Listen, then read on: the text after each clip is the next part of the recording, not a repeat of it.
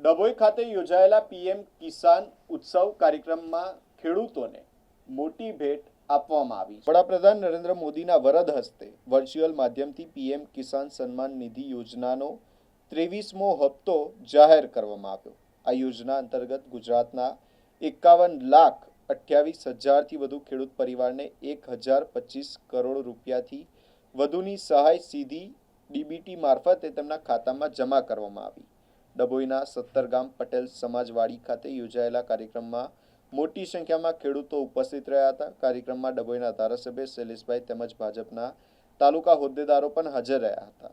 કાર્યક્રમ દરમિયાન મિલેટ મેળા અને કૃષિ મેળાનું પણ આયોજન કરવામાં આવ્યું હતું, જેમાં ખેડૂતોને કૃષિ ક્ષેત્રની નવી માહિતી અને યોજનાઓ અંગે માર્ગદર્શન આપવામાં આવ્યું। આજે પીએમ કિસાન ઉત્સવ દિવસ અને એના અંતર્ગત આપણા વડાપ્રધાન નરેન્દ્રભાઈ મોદીએ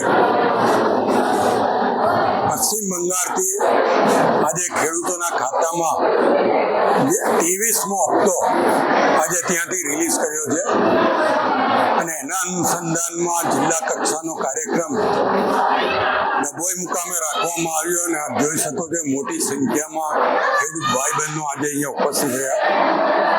લગભગ 58 લાખ ખેડૂતોને ગુજરાતમાં 1,025 કરોડ રૂપિયા એમના એકાઉન્ટમાં સીધા સરકાર દ્વારા મોકલવામાં આવે છે।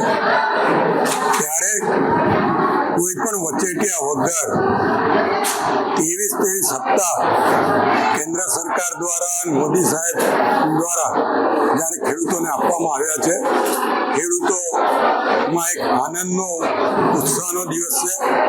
આજે પશ્ચિમ બંગાળ દિન તરીકે 21 જૂનને ઉજવવામાં આવતો હોય એ નિમિત્તે એમણે બંગાળથી આની શરૂઆત કરી છે અને બંગાળ સરકાર દ્વારા અત્યાર સુધી જે યોજનાઓનો અમલ નહોતો થતો એ ભાજપની સરકાર આવ્યા પછી આજથી શરૂ કરવામાં આવ્યો છે।